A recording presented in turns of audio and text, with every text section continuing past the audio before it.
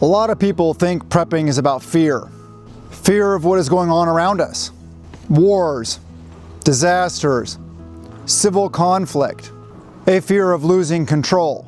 But the truth is, preparedness isn't fear, it's freedom.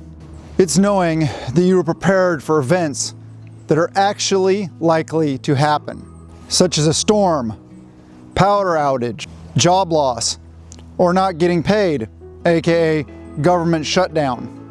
Being ready for events like this is what true peace of mind feels like. Hello, I'm Michael with Asymmetrical Preparedness, and this is another episode of my Prepared, Not Paranoid series that posts every Tuesday. In this series, we talk about the mindset that makes preparedness a lifestyle. Today, we're talking about something I think more people need to hear, that prepping is about freedom, not fear. Stick around to find out some of my best advice. When you're not prepared, you're dependent. You depend on systems, stores, people, the government, and luck. And I don't think we should be doing that. True resilience and peace of mind is built through proper preparedness. When you are prepared with water, food, medical supplies, skills, and systems, you get your freedom back, which to me is very important. Having much needed antibiotics and prescription meds on hand is a very important part of this. But don't worry, Jace Medical can help you with this. Link and coupon code in the description below. Prepping to me is all about freedom from panic, freedom from dependence, and freedom from fear and stress. That's what real preparedness is all about.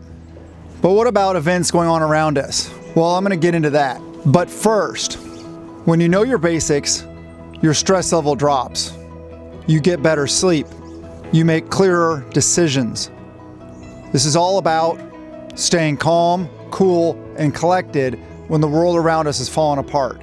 You are calm when others panic, and that calm spreads to your family, allowing them to build trust in you that you are going to keep them safe, you're going to keep them secure, you're going to keep them warm and fed, and all the good things.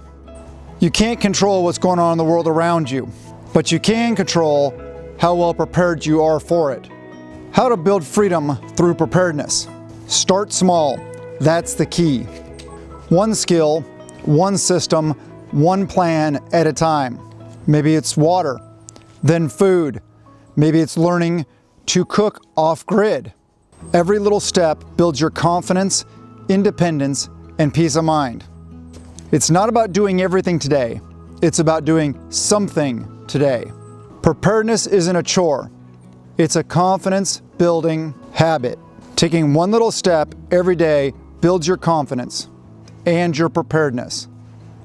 I suggest writing everything down that you do in a day that relates at all to prepping. It could be exercising, it could be working on a skill, it could be putting together an emergency kit. At the end of the week, go back over your list to see how much progress you're actually making.